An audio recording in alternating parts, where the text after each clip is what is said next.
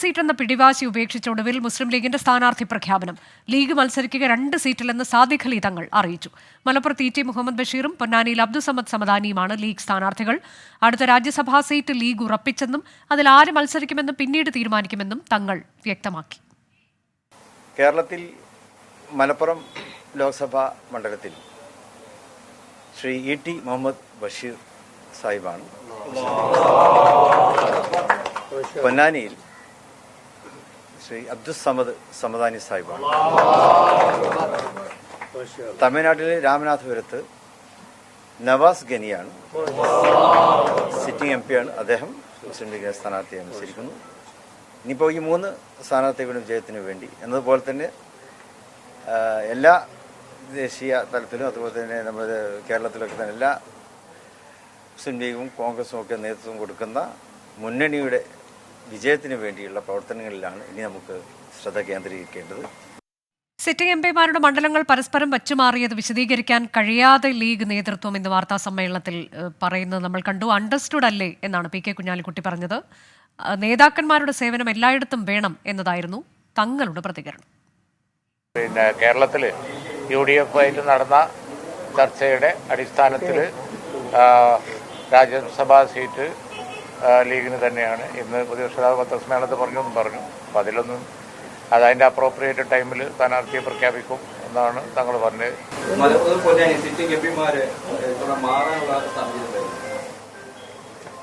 ഇപ്പോൾ അണ്ടർസ്റ്റുഡ് അല്ലേ, നിങ്ങൾക്ക് കഴിഞ്ഞപ്പോൾ വിശദീകരിക്കേണ്ട കാര്യമില്ലല്ലോ. ഒരു പാർട്ടി നേതാക്കളുടെ സേവനം എല്ലായിടത്തും ഉണ്ടായിക്കോട്ടെ എന്നുള്ളതാണ്.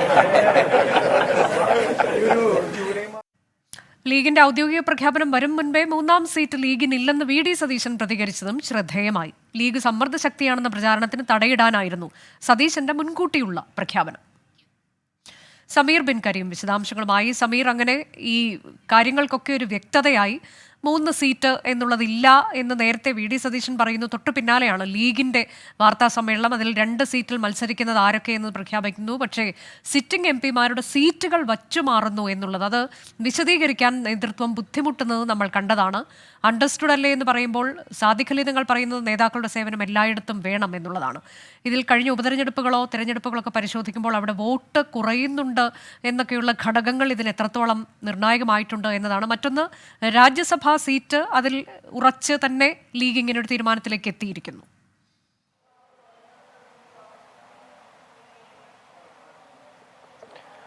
ഈ 3ാം സീറ്റുമായി ബന്ധപ്പെട്ട മുസ്ലിം ലീഗ് വിട്ടുവീഴ്ച ചെയ്യുകയായിരുന്നു എന്നുള്ളതാണ്. കോൺഗ്രസിന്റെ വാഗ്ദാനം മുസ്ലിം ലീഗ് സ്വീകരിക്കുകയും 3ാം സീറ്റ് വേണ്ടെന്ന നിലപാടിലേക്ക് ലീഗ് എത്തുകയും ചെയ്തു എന്നുള്ളതാണ് അന്നത്തെ യോഗത്തിലെ ഏറ്റവും പ്രധാനപ്പെട്ടതായിട്ടുള്ള കാര്യം. ഈ സീറ്റ് വെച്ചുമാറുന്നതുമായി ബന്ധപ്പെട്ട നേതാക്കൾ പരസ്യമായി ഒന്നും കാര്യമായ പ്രതികരണങ്ങൾ നടത്തുന്നില്ല എന്നുള്ളതും എടുത്തു പറയേണ്ട ഒരു കാര്യം തന്നെയാണ്. നമ്മൾ മനസ്സിലാക്കുന്നത് ടി മുഹമ്മദ് ബഷീർ MP നേരത്തെ തന്നെ മലപ്പുറം വേണമെന്നുള്ളൊരു ആവശ്യം അദ്ദേഹം മുന്നോട്ട് വെച്ചിരുന്നു. പ്രത്യേകിച്ച് ഈ പ്രായമൊക്കെ കണക്കിലെടുത്ത് അദ്ദേഹത്തിന് ദിവസവും ഈ പൊന്നാനിയിൽ പോകാനുണ്ടാകുന്ന ഒരു ബുദ്ധിമുട്ട്, അതോടൊപ്പം തന്നെ സ്വന്തം നാട്ടിൽ തന്നെ മത്സരിക്കണമെന്നുള്ള ആവശ്യം അദ്ദേഹം നേരത്തെ തന്നെ പാർട്ടിക്ക് മുന്നിൽ വെച്ചതായിരുന്നു.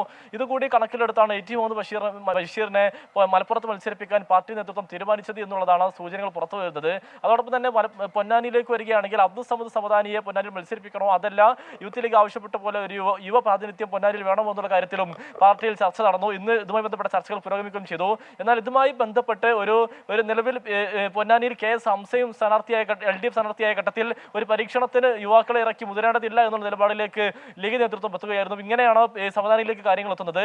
സമദാനി എന്നുള്ള ഒരു നേതാവിനെ മുസ്ലിം ലീഗ് വിലയിരുത്തുന്നത് എല്ലാ മുസ്ലിം സംഘടനകളുമായി വളരെ അടുത്ത ബന്ധം പുലർത്തുന്നു, ആരോടും പ്രത്യേകിച്ച് വിയോജിപ്പോ മറ്റു പ്രശ്നങ്ങളോ ഇല്ല. ഇതെല്ലാം തന്നെ ഈ സമദാനിയെ പൊന്നാനിയിൽ തീരുമാനിക്കാൻ നിർണായകമായി എന്നുള്ളതാണ് നമുക്ക് മനസ്സിലാക്കാൻ കഴിയുന്നത്. ഇങ്ങനെയാണ് മലപ്പുറവും പൊന്നാനിയും പരസ്പരം വെച്ചുമാറുന്ന ഘട്ടത്തിലേക്ക് മുസ്ലിം ലീഗ് എത്തിയിരിക്കുന്നത്. ഇനി വരാനിരിക്കുന്ന രാജ്യസഭാ സീറ്റിലേക്ക് ഒരുപക്ഷെ ഒരു യുവാക്കളെ പരിഗണിക്കണം എന്നുള്ള ആവശ്യം ഉയർന്നുണ്ട്. അതോടൊപ്പം തന്നെ PMA സലാമിന്റെ പേര് ഉയർന്നു കേൾക്കുന്നുണ്ട് എന്നുള്ളതാണ് പ്രധാനപ്പെട്ടതായിട്ടുള്ള ഒരു കാര്യം. ഏതായാലും നിലവിൽ രാജ്യസഭയിലേക്ക് പ്രഖ്യാപിക്കേണ്ടതില്ല എന്നുള്ള നിലപാടിലാണ് മുസ്ലിം ലീഗ് നേതൃത്വം. അവർക്ക് കൃത്യമായ ഒരു പേരിലേക്ക് എത്താൻ കഴിഞ്ഞിട്ടില്ല എന്നുള്ളതാണ് ഇതിനൊരു കാരണമായി നമുക്ക് മനസ്സിലാക്കാൻ കഴിയുന്നത്. ഏതായാലും ഇതുമായി ബന്ധപ്പെട്ട് നാളെ മലപ്പുറത്തും പൊന്നാനിയിലും മുസ്ലിം ലീഗിന്റെ നേതൃയോഗങ്ങൾ ചേരുന്നുണ്ട്. ഈ യോഗത്തിൽ ഏതൊക്കെ തരത്തിലുള്ള പ്രചാരണങ്ങൾ, എങ്ങനെയൊക്കെ ക്യാമ്പയിൻ ചെയ്യണം എന്നടക്കമുള്ള കാര്യങ്ങൾ നാളെ വളരെ വിശദമായി തന്നെ യോഗം ചർച്ച ചെയ്യും. അതിന് പിന്നാലെയായിരിക്കും തെരഞ്ഞെടുപ്പ് പ്രചാരണ പരിപാടികളിലേക്ക് നേതാക്കൾ കടക്കുക. ഇന്ന് പ്രധാനമായും ഈ മണ്ഡലത്തിലുള്ള മുതിർന്ന നേതാക്കൾ, സാമുദായിക നേതാക്കൾ ഉൾപ്പെടെയുള്ളവരെ സന്ദർശിച്ച് അതോടൊപ്പം തന്നെ റോഡ് ഷോയും ഉൾപ്പെടെയുള്ളവയാണ് ഇന്നത്തെ ലീഗിന്റെ ഒരു പ്രചാരണ പരിപാടികൾ. അതെ, 2 സീറ്റ് എന്നതിൽ ലീഗ് വഴങ്ങുന്നു. എന്നാൽ സീറ്റ് വച്ച് മാറിയതിൽ കൃത്യമായൊരു വിശദീകരണം നേതൃത്വത്തിന് നൽകാൻ കഴിഞ്ഞുമില്ല. മൂന്നാം സീറ്റ് എന്ന ആവശ്യത്തിൽ ഇക്കുറിയും വിട്ടുവീഴ്ച ചെയ്യേണ്ടി വന്നത് മുസ്ലിം ലീഗിന് മുറിവായി. സ്ഥാനാർത്ഥികളെ വെച്ചുമാറിയതിൽ വലിയ ചർച്ച വേണ്ടെന്നാണ് ലീഗ് നേതൃത്വത്തിന്റെ നിലപാട്. ലോക്സഭാ തെരഞ്ഞെടുപ്പ് കാലങ്ങളിൽ ആവർത്തിക്കുന്ന മുസ്ലിം ലീഗിന്റെ മൂന്നാം സീറ്റ് ആവശ്യം ഇക്കുറിയും നടപ്പായില്ല. രാജ്യസഭാ സീറ്റു നൽകാമെന്ന കോൺഗ്രസ് പിടിവാശിക്ക് ലീഗ് വഴങ്ങി. പരമ്പരാഗത സീറ്റുകളിൽ സ്ഥാനാർത്ഥികളെ വെച്ചുമാറേണ്ടിയും വന്നു ലീഗിന്. ലീഗിന്റെ പൊന്നാപുരം കോട്ടയെന്നറിയപ്പെടുന്ന മണ്ഡലങ്ങളിൽ ഭൂരിപക്ഷം കുറയുന്നതാണ് സ്ഥാനാർത്ഥി മാറ്റത്തിന് ലീഗ് നേതൃത്വത്തെ പ്രേരിപ്പിച്ചത്. പൊന്നാനിയിൽ മുൻ ലീഗ് നേതാവ് KS ഹംസ ഇടതു സ്ഥാനാർത്ഥിയായതും കണക്കിലെടുത്തു. സമസ്തയുമായും ജിഫ്രി മുത്തുക്കോയ തങ്ങളുമായും അടുത്ത ബന്ധമാണ് KS ഹംസയ്ക്ക്. കഴിഞ്ഞ ലോക്സഭാ തെരഞ്ഞെടുപ്പിൽ പൊന്നാനിയിൽ 1,81,569 വോട്ടിന്റെ ഭൂരിപക്ഷമാണ് മുസ്ലിം ലീഗ് സ്ഥാനാർത്ഥി ET മുഹമ്മദ് ബഷീറിന് ലഭിച്ചത്. കഴിഞ്ഞ നിയമസഭാ തെരഞ്ഞെടുപ്പിലാകട്ടെ ഭൂരിപക്ഷം 10,000-നു താഴെയായി. 7-ൽ 4 നിയമസഭാ മണ്ഡലങ്ങളും LDFിനൊപ്പം നിന്നു. താനൂരും തൃത്താലയും മന്ത്രിമണ്ഡലങ്ങളുമായി. മലപ്പുറത്തും സ്ഥിതി ഭിന്നമായിരുന്നില്ല. 2019-ൽ PK കുഞ്ഞാലിക്കുട്ടി 2,60,153 വോട്ടിന് ജയിച്ച മലപ്പുറത്ത് 2021-ൽ ഉപതെരഞ്ഞെടുപ്പ് നടന്നപ്പോൾ ലീഗ് സ്ഥാനാർത്ഥിയുടെ ഭൂരിപക്ഷം 1,14,615 വോട്ടായി ഇടിഞ്ഞു. ലീഗിന് 1.5 ലക്ഷത്തോളം വോട്ട് കുറഞ്ഞപ്പോൾ LDFിന് 93,913 വോട്ട് കൂടി.